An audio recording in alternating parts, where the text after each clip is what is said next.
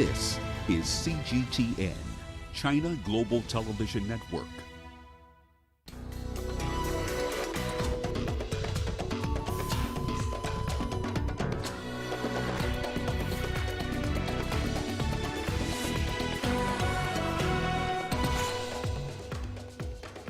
Ethiopia's Tigray leader says his forces have bombed an airport in the Eritrean capital of Asmara.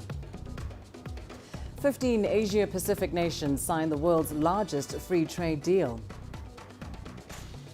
And supporters of President Donald Trump rally in Washington, D.C. to denounce the election results.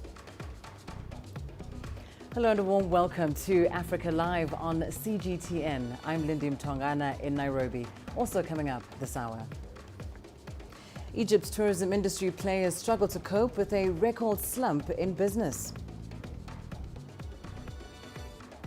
And in sports news, crunch time across Africa as teams scramble to qualify for the 2021 Africa Cup of Nations. We start the hour in northern Ethiopia's embattled Tigray region, where the region's leader says his forces have bombed an airport in Asmara, the capital of Ethiopia's neighbor Eritrea. This comes amid fighting which has been going on in Tigray between federal Ethiopian and local armed forces for over a week now. More than 14,000 people have been displaced, with many crossing the border into neighboring Sudan. Tigray's leader says his forces have also been fighting Eritrean forces on several fronts for the past few days. Eritrea's government, however, has denied any involvement in the conflict. And the UN has called on Ethiopia to provide full humanitarian access to the Tigray region. Well, CGTN's Girum Chala is following developments for us in this story from Addis Ababa in Ethiopia. He joins us now live. Girum, what can you tell us about these latest developments regarding the unrest in Tigray? And especially, how is Addis Ababa reacting to the bombing of Asmara's airport? Well, thank you very much, Lindy. Let's just begin from your last question of the bombing of the Eritrean capital, the Asmara airport, that is. As you've said, the Tigray regional state leadership has confirmed that they are the ones who launched the three rockets to that airport. Two of them, I think, hit their target. But sources tell us from Asmara that, yes, there has been a blast, but the impact of it is not really communicated by the Eritrean government. And Eritrea also denies, as you said, involvement in this war between the Ethiopian National Defense Force and the TPLF loyal forces at the same time. So the Ethiopian government is not really happy with the escalation of the situation outside of its borders and the hitting of the Asmara airport itself. So they're saying, they're promising retaliatory measures. By the way, airstrikes are continuing in several parts of the Tigray regional state, attacking what they call strategic locations of that area. And the battlefields are also expanding from one area to the other with the aim of controlling Mekelle, that is the capital city of the Tigray regional state. So things are continuing as they are in the past few days. Well, thank you so much for that update. That is Girum Chala live with us there from Addis Ababa. Clearly an escalation in that situation in Tigray. Well, turning to news from here in Kenya, the doctors' union in the country is meeting today following the deaths of 4 specialists who died from COVID-19 within a span of just 24 hours. The Ministry of Health reports that 25 doctors have died out of more than 2,000 who have been infected with COVID-19. The union said the meeting would discuss the welfare and occupational safety of members in light of the pandemic. Well, our reporter Robert Nagila is keeping an eye on this meeting. He joins us now live from Nairobi. Robert, of course, an important meeting for health professionals and very timely given the second wave of COVID-19 that Kenya is experiencing. Just tell us, what is the latest from that meeting? Well, thank you, Lindy. In the next few minutes, the Doctors' Union is scheduled to hold a press briefing behind me in regards to doctors' welfare, who are at the front line of fighting the COVID-19 pandemic. As you rightly put it, in the last 24 hours, at least 4 doctors have succumbed as a result of COVID-19. This brings the total the number of doctors who have died as a result of COVID-19 to 25, with over 2,200 doctors infected by the virus itself. Now, there's a feeling amongst health workers and especially doctors in the country that they're just not receiving the required support from government so that they can be able to operate or carry out their duties in trying to fight this pandemic. And that's one of the reasons that we're here today. Lindy? Well, Robert, of course, the meeting comes just days, or rather not too long ago, after Kenya reinstituted some COVID-19 control measures that had earlier been relaxed. How are these new changes being implemented, and what's been the reaction among citizens? Oh, that's a really good question, Lindy. Now, the latest changes in the second wave do not go as far as what we experienced at the beginning of this pandemic when it first was detected here in Kenya. Initially, you had bars, restaurants, hotels all shut down. A majority of the population was working from home. Most businesses in the central business district and around major towns and cities in the country had all been shut, including marketplaces and so on. At this particular moment, bars are operating, restaurants are operating, hotels are open. There are guidelines, social distancing. There is a mandatory mask requirement across the entire country, and there's still a curfew in place. However, they do not go as far as the previous guidelines. And now we've seen the police chief say that there will be a $20,000 or rather a $200 fine for anyone found without a mask in the country. But there are those, of course, who feel that these guidelines just don't go far enough to try and stop this second wave or bring it under control. We know that these talks are ongoing. We've seen that governors have been meeting behind the scenes to try and establish how best to institute some of the guidelines that have been put forward by the health ministry. But that remains a conversation that is ongoing at this particular moment. Kenya now experiencing some of the highest figures in terms of deaths and the number of daily rates in infections of COVID-19 cases at the moment. Lindy? Thank you so much, Robert Nagila, joining us live in Nairobi. Now, returning to our coverage of the situation in Ethiopia, we understand that fleeing civilians continue to cross into Sudan in search of safety and assistance. That, of course, is within the context of this ongoing conflict in Tigray. Both the federal government and local Tigray forces say they will not back down from what is clearly an escalating situation. CGTN's Jane Kyo brings us the latest. Ethiopians fleeing fighting in the northern Tigray region are now pouring into neighboring Sudan. Thousands have crossed the Tekeza River to reach the border town of Hamdayat. I'm from the Humera and Royan region. We have pregnant sisters on the streets, the militia chased us to the border. There is looting and stealing and killing. On the streets, people haven't eaten in 3 or 4 days. I don't know where my kids are. International organizations have been absent from the beginning until now. When the refugees arrived, there should have been ready food. The first thing they need is food, and currently there is none. Nothing. This camp is only running by the help of the people. Without the effort of the people, this camp would not be here. There is little information coming out of Tigray, with reports saying communications have been cut off. Since the start of this month, Ethiopia's federal government has been conducting military operations against the TPLF, the ruling party in the Tigray region. There is no food. There is looting. We lost our belongings. I lost my siblings. We came to Sudan on foot and my children are not eating. The current registered number of refugees is 8,760. This is just the registered number. The number of those not registered is much higher. This included Prime Minister Abiy Ahmed confirmed airstrikes have been carried out in the Tigray region. He said rockets were intended for military targets and not civilians. The government disclosed that retaliatory airstrikes by the Tigrayan fighters have hit 2 major cities in the neighboring Amhara region. Jane Kyo, CGTN. Let's turn to some big news coming out of Asia today. Leaders in the Asia-Pacific region have just signed a free trade deal, the Regional Comprehensive Economic Partnership.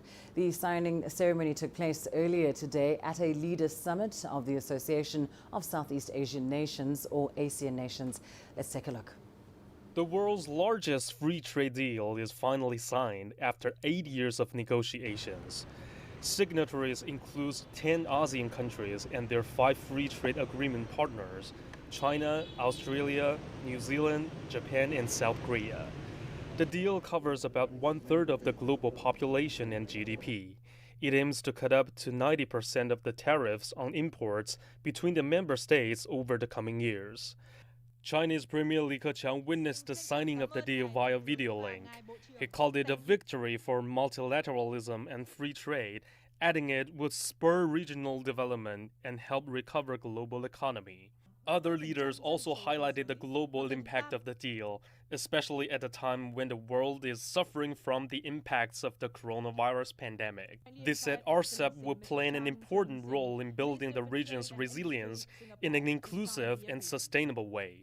They also said it demonstrates countries' strong commitment to economic recovery, job creation, and strengthening regional supply chains. The Prime Minister of Vietnam, the 2020 ASEAN chair, said the conclusion of RCEP negotiations will send a strong message about ASEAN's leading role in supporting the multilateral trade system and help create a new trading structure in the region. Wang Hao, CGTN.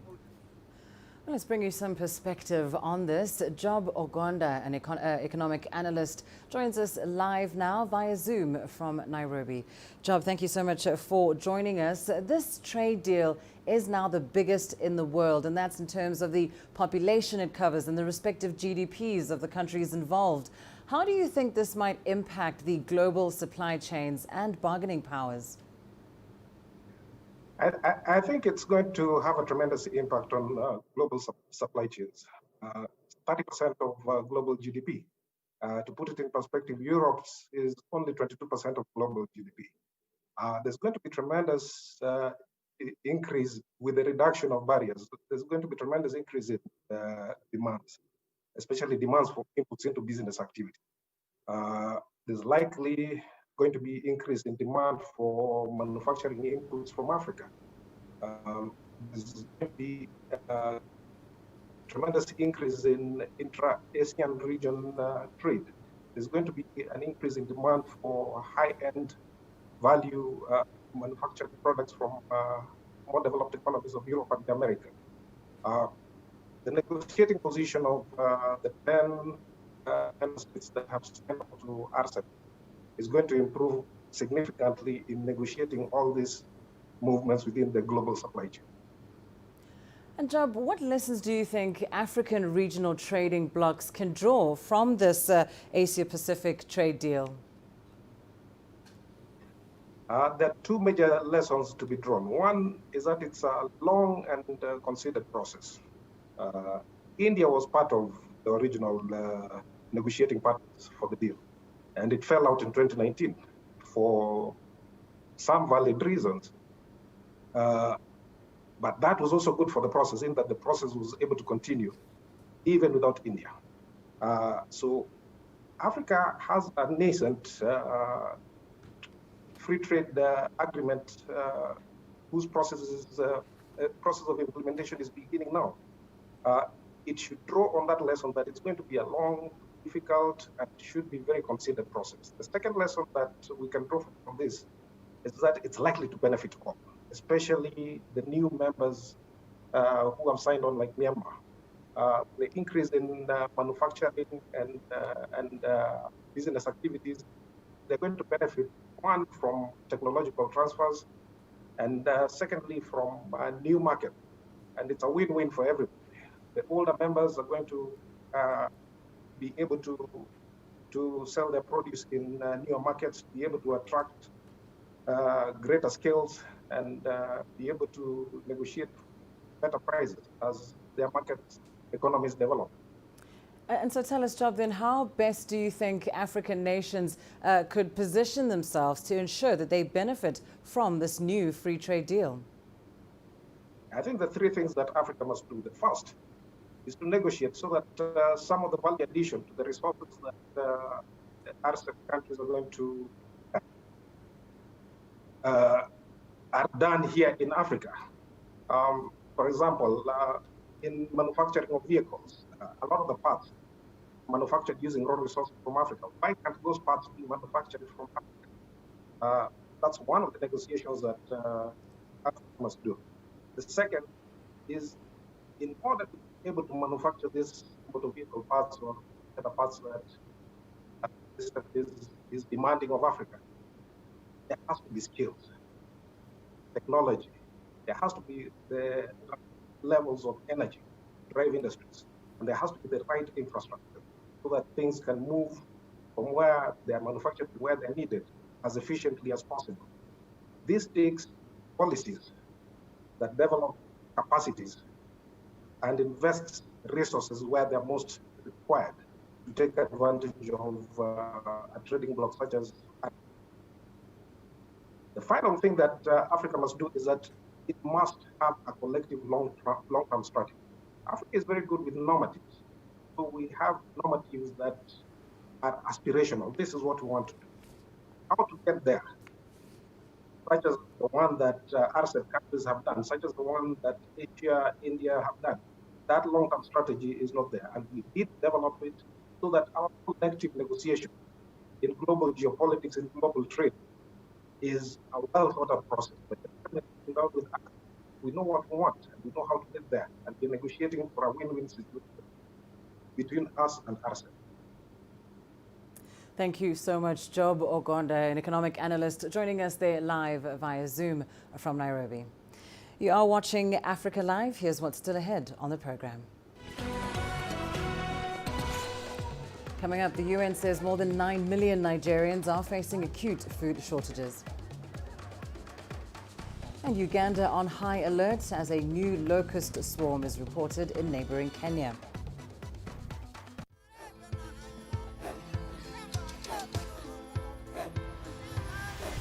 Africa is a continent of diversity, with varied climates and enchanting geography, and a people so distinct, but with a shared enduring spirit. We are at the heart of the continent to bring you the untold stories. Let's have a look. We celebrate Africa as it shapes its own destiny. Tunis, Cairo, Juba, Ethiopia, Tanzania. Africa Live. Find your voice. I try to not let it affect me, but there are days when it does.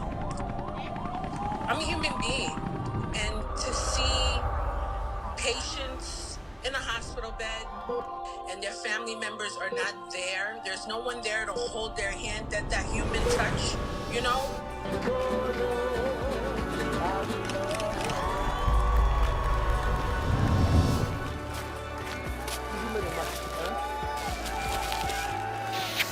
I just hope everyone can remember that the situation is not permanent and that everything will get better eventually.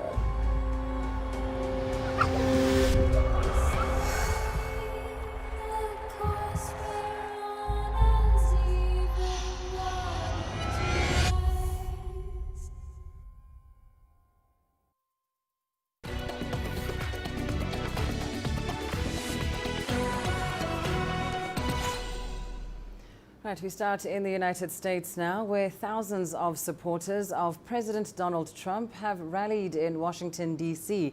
They are denouncing the results of the presidential election. The protesters, like Trump, claim it was rigged without proof. Toby Muse reports. We're here in downtown Washington, D.C., and really the center of the city has been locked down by police because of this march. Various different Trump-supporting groups have come together under the umbrella of Stop the Steal. They've come here because they believe the past U.S. election was robbed of Donald Trump. The real winner was Donald Trump, not Joe Biden. It's important for us to mention every time we repeat that allegation, the Trump campaign has not presented evidence of widespread fraud, but these people believe the election was stolen from him. When you speak to them, they say they're here to demand a recount of the votes, an audit of the votes. They believe once the real votes are counted, Donald Trump will serve a second term. That's what they hope for. Now, police weren't sure how many people were going to come. Tens of thousands have turned up. We're here. There's just been a constant stream of people. There were thoughts at some point that a group of far-right groups like the Proud Boys could come. We think we saw them earlier. They're dressed in their black shirts. They were there. There was also speak of possible white supremacists turned up. We haven't seen any of those. We haven't seen that racist kind of sign anywhere. What we have seen is just countless flags of Donald Trump. We've seen the American flag, and lots of people are here to show their support for the president. The president had even thanked them in a tweet yesterday. He said he may stop by. His car convoy did stop by. It passed by Freedom Plaza, and he waved to people, but he was on his way to his golf course. The atmosphere has been good here. It's been very positive. People have been listening to songs. They've been dancing. One thing I will note is many people are not wearing their masks. It's a windy day, so we hope that is not going to mean that anyone who's got the virus could spread it here, but it is something we've noticed, and that shows the polarization over this issue of the masks. Those who support President Donald Trump often don't like the mask. His opponents will often wear it, but many people here, and I wonder if 10 to 12 days we're going to look back on this event and think it might have been a super spreading event. But as I say, up to this point, the vibe has been very good. People are here to have a good time. You see a lot of people hugging themselves, but it also just shows how popular amongst millions and millions of Americans Donald Trump remains. Toby Muse reporting for CGTN, Washington. Let's go to Libya now. The country is set to hold parliamentary and presidential elections in December next year. The country's warring factions have been finalizing political talks mediated by the UN in Tunis this week.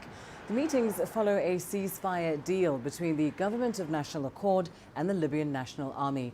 Although the ceasefire appears to be still holding, Libyan citizens remain skeptical that the country's upcoming elections will end nearly a decade of chaos and bloodshed. As a Libyan citizen, I hope the election will take place within the time frame set by the United Nations, because pushing back the elections will make the crisis last longer, in my opinion. No election and no constitution would make the crisis last longer and increase the suffering of the Libyan people. But if the election is held on time, hopefully it will bring a better future for the Libyan people, who would have a unified government and a constitution in order to build the state from the east to the west and the south. What is happening now with regards to the political dialogue in Tunisia and the announcement of a roadmap is basically recycling old talk, more than giving real guarantees for the people here in Libya that these sessions will actually lead to a strong government that is able to achieve the real demands of the Libyan people. We need real stability. Getting the mercenaries out of the country and ending all terrorist organizations in Libya, as well as achieving economic stability before the election. This is the most important thing for Libyan citizens. To diplomatic relations now. Israel is dispatching a first official delegation to Sudan on Sunday, the next move towards formalizing ties between the two countries. Details of the visit are limited, but according to reports out of Jerusalem and Washington, the push is on to bring the sides together before a new U.S. president enters the White House. CGTN's Stephanie Freed has this update.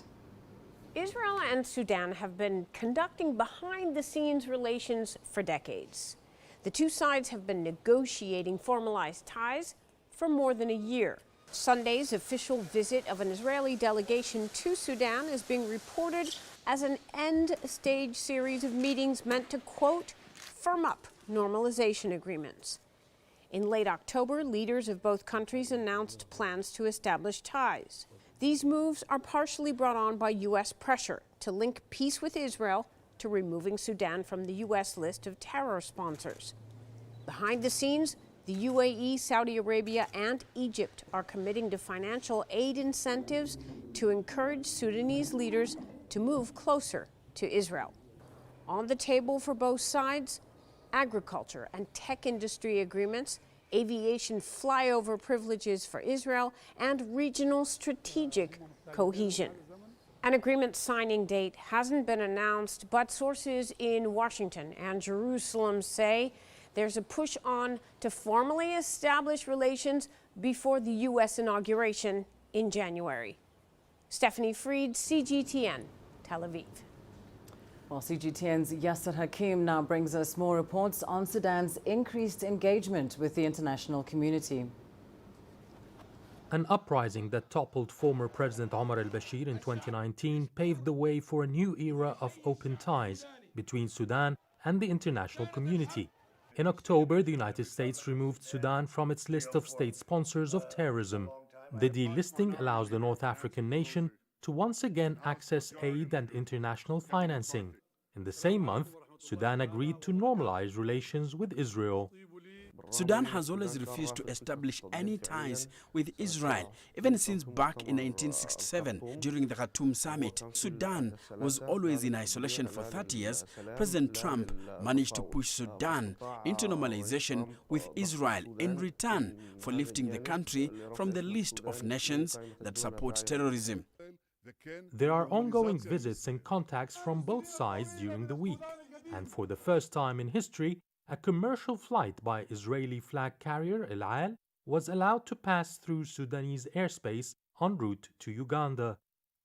The internal issues are very much more important for the leadership, such as trying to broker deals with the differing revolutionary movements. The Sudanese people are divided over the normalization. The supporters of ties with Israel believe this step will lead to an improvement in relations with the international community, which in turn will reap much needed economic benefits. This is the view of the leadership. The East African nation might be the third Arab country to open ties with arch-foe Israel, but it might not be the last. Trump had announced that 5 other Arab countries are planning to do the same. Yasser Hakim for CGTN, Cairo. Kenya has put in place tougher penalties for anyone found in public without a mask. They are part of the latest measures to curb the spread of COVID-19. But many are still reluctant to follow the directive. CGTN's Enoch Sokolia finds out why. It's compulsory for Kenyans to wear a face mask while in public. Non-compliance could attract a hefty fine of $200. Amid rising cases of COVID-19, police have instructions to arrest and instantly charge. The idea is that people who have coronavirus are less likely to emit droplets and infect others while wearing a face mask. But many don't wear a face mask or covering when they leave the house.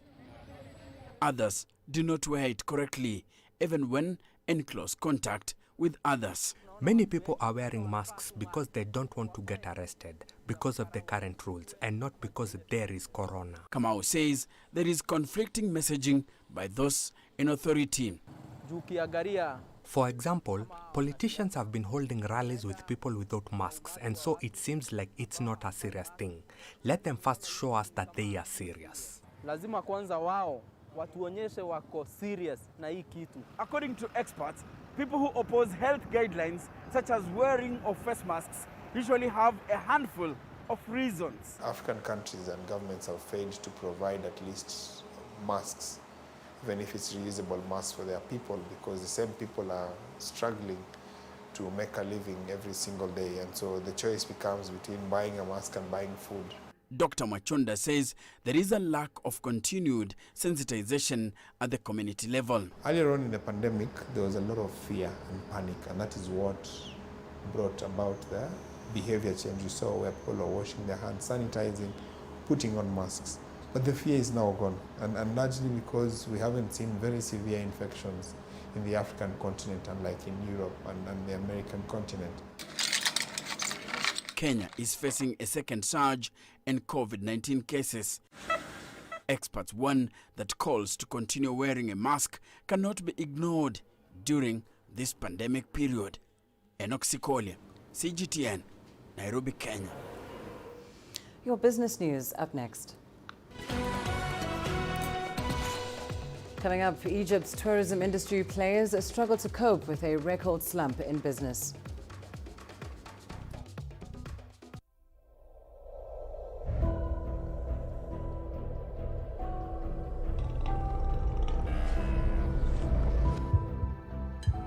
It's just taken me completely out of my depth, but at the same time it's exciting. It's new, it's different, it's a challenge. It's really exciting.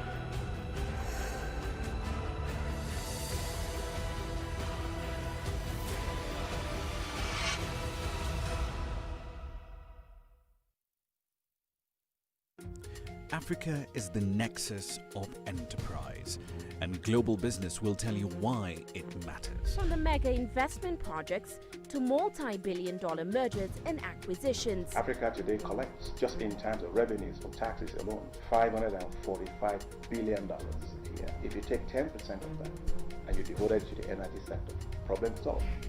All this on Global Business, weekdays at this time on CGTN.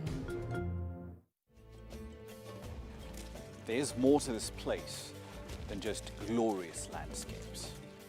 There's more to it than just, say, Table Mountain or glorious, endless salt flats. There's more to it than countries that are home to some of the deepest mines in the world. There is so much more to this place, even if it is home to some of the finest diamonds on the planet. It is the sheer diversity of the people who call Southern Africa home, and the relentless drive to make it a better place that make it so special. And we know that because this too is home.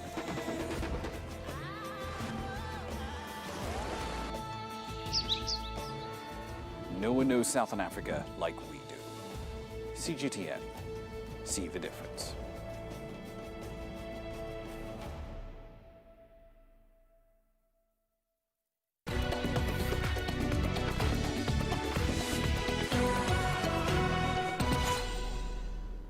Business news now. Tourism is one of the main sources of hard currency for Egypt, making up around 12% of the country's economy. The industry is, however, struggling to survive following a plunge in international tourist numbers due to the COVID-19 pandemic. CGTN's Yasser Hakim examines how players in the industry are coping with the downturn. Tucked along Cairo's Tahrir Square is Semiramis Intercontinental, one of the top hotels in Egypt's capital. The hotel has witnessed two uprisings in 2013 and 2015 that affected business as demonstrators poured into the streets. But as resident manager Thomas Sebastian says, the losses on the industry incurred by the outbreak of the coronavirus pandemic dwarfs the previous crises. It has been an extremely tough year for us, for all the hotels in Egypt. It is an unprecedented year. Talking to colleagues, no occasion in the recent history of Egypt has brought such drama to the people. No revolution, no war around. So we're in a shock. I have never worked in a hotel with one occupied room or two occupied rooms. It felt like a reopening of a hotel. To protect our staff, we split the shifts, we sent them home, we left them home, extended their vacation period just not to jeopardize their health on public transportation. Slowly but surely the occupancy rate increased again. We are back to a third or a quarter of what we used to have. We went on a quick tour to verify some of the hygiene and safety measures adopted by the hotel to ward off the virus that first hit the country in February 2020. We don't allow more than 4 guests at the same time in the elevator. How do we control that? Very simple. We link the elevator to our weight control, and if the maximum weight is exceeded, that usually equals four guests, then the elevator doesn't go anywhere. Sanitizers are all over the hotel. We limit the attendance in the gym to 7 guests, and to ensure social distancing, we took some machines out of order. As per IG way of clean, we only enter the room every 5 days, unless you request us to come in, to just minimize the interference between our colleagues and the guests. Prospects for Egyptian tourism industry looked starkly different before the pandemic, and the North African state was expecting to receive at least 15 million tourists this year. More than 13.6 million visited in 2019. The hotel manager says the industry has been forced to turn to the local market for its survival. Fortunately, Egypt has a lot of people, and there is demand for staycations, like in any other country. Being restricted to go abroad for Egyptians, they spend now holiday time domestically, rediscover their own country. And yes, staycation packages are very popular. The weather is in favor, as you can see. What is your outlook for the future? How do you plan for the next few months or years? The first quarter of 2021 will follow the trend of the last quarter now, and it will be on the slower side. I think with after Ramadan we might see some increases in business, international business. 2021 will be a very tough year. From our business partners, we understand they are planning to come back in the third quarter, end of the third quarter of 2021. In the meantime, the Egyptian government has moved to protect the industry with emergency funding until the end of the year. The industry, however, needs tourists visiting again to get back to its feet. Yasser Hakim for CGTN, Cairo. More than 9 million Nigerians are facing food shortages across 16 states, even at the nation's capital. A recent report by the UN Food and Agriculture Organization projects that the figures could soar by 56% by mid-2021. The FAO says those worst hit are in the northern states, and they require urgent humanitarian intervention. CGTN's Kelechi Emekalam has more details. Food insecurity continues to threaten Nigeria. That's according to analysis results from Cadre Harmonized CH report, a major yardstick for estimating areas and people facing humanitarian crisis and in need of urgent assistance. The FAO says 16 out of Nigeria's 36 states and the nation's capital were assessed. The report reveals a persistent rise in food insecurity. Currently, it showed that there is a total of 9.8 million people who are food insecure as a result.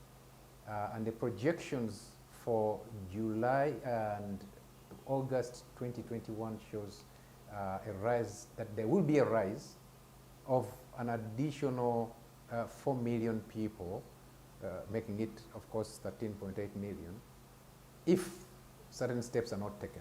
Flooding and widespread insecurity have continued to hamper food production across troubled states. This is exacerbated by food shock induced by the coronavirus pandemic. The Consumer Price Index for food increased month on month during the pandemic, hitting 16.6% in September, and the consequences are dire. The implication is definitely significant, because then if you have a section or a population that is unable to access adequate and nutritious food, that impacts not only on the adults, but more importantly on the children and their growth.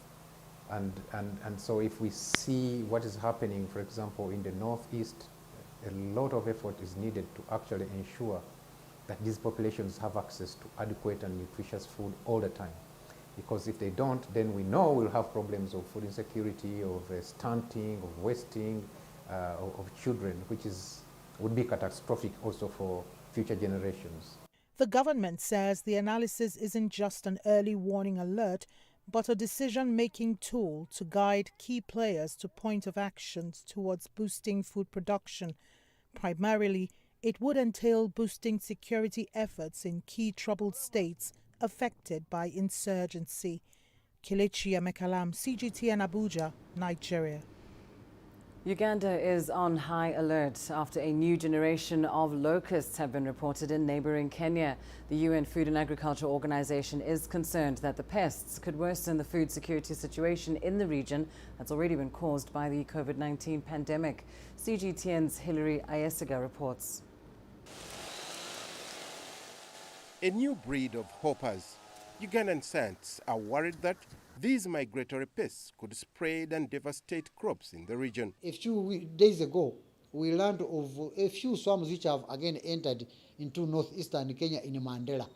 And then so we have also been monitoring extensively, and there are a few hoppers which have emerged from Samburu County within Kenya.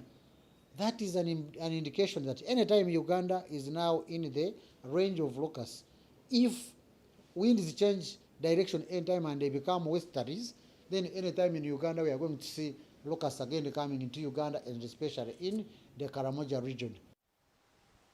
The desert locusts are believed to be the world's most dangerous migratory pests. The insects reproduce rapidly and migrate over long distances, feeding on everything in their path.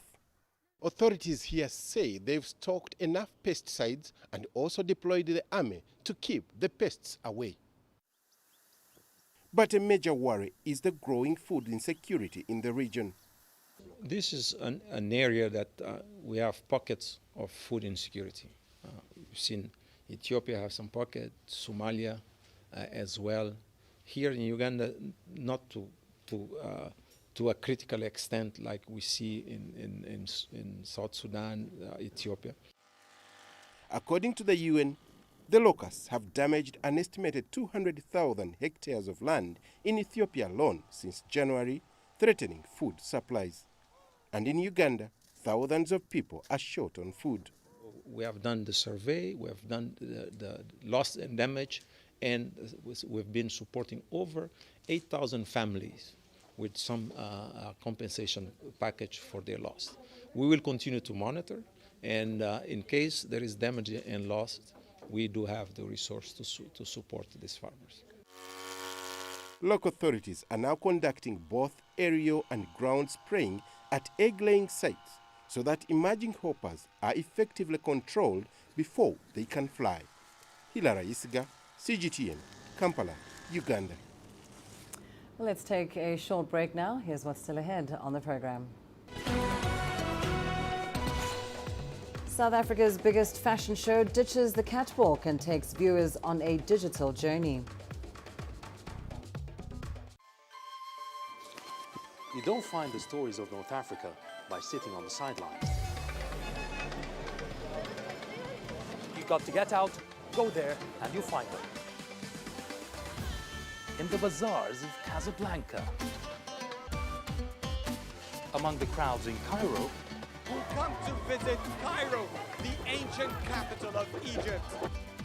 Along the waters of the Nile, along the sands of the Sahara. No one else will take you where we can in North Africa. No one else will show you what it's all about. CGTN, see the difference.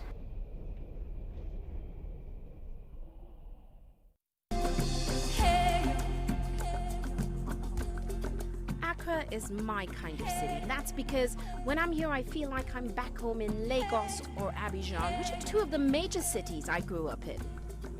Business in Africa is high risk. After about a decade covering business news on the continent, I've learned it's all about the high risk, but also the high returns and the high energy. You simply have to adjust in order to keep pace. When I started out as a journalist, my dream was to open people's minds to the different perspectives. From the CEO in the boardroom to the trader out in the street, we all have different stories. From Accra to Addis Ababa, from Cairo to Cape Town, and I wouldn't have it any other way. Here at CGTN, we realize that Africa is on the move, and it's moving fast, but we're moving right along with it. I'm Ucheo Koronkwo, and I'm a business anchor and reporter at CGTN.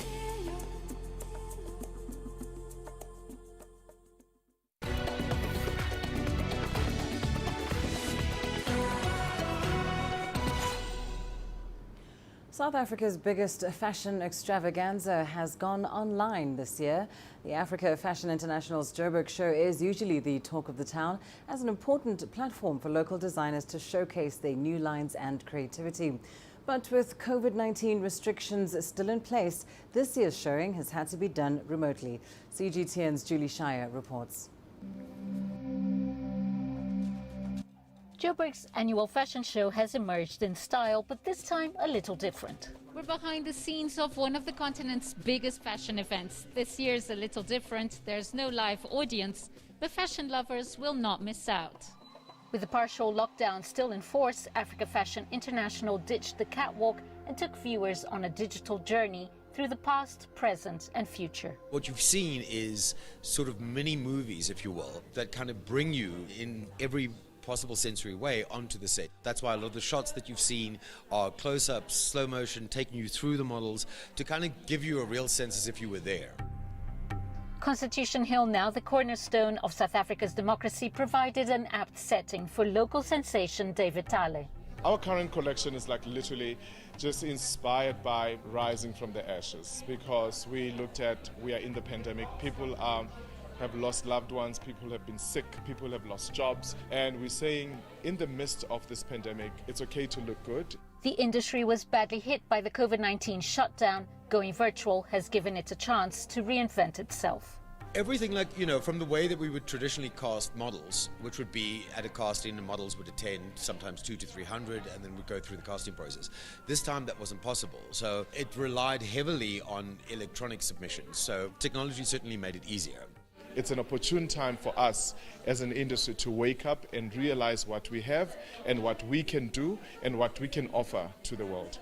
It's going to be a boost in terms of local manufacturing, from fabrics to garment manufacturing and also distribution. Will this change fashion shows forever? I don't necessarily think that this format will take the place of fashion shows should things improve in the future, but what it will certainly do is that it will push further the way that fashion shows are done. Our industry is all about see, touch, feel, get excited, see how the fabric moves and see how actually the garments fit on the model. We're going to get over it, but we need to make sure that we are ready post the pandemic. We gotta come out shining as an industry. Nothing beats a live performance, but for now, fashion lovers will have to adapt and follow designers through a digital world. Julie Shire, CGTN, Johannesburg, South Africa. And coming up in your sports news. Crunch time across Africa as teams scramble to qualify for the 2021 Africa Cup of Nations.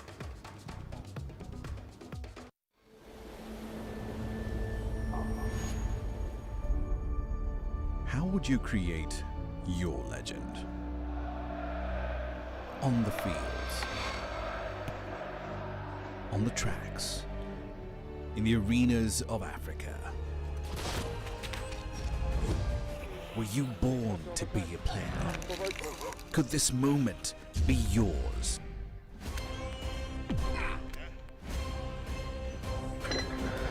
Sports Scene. Find your game.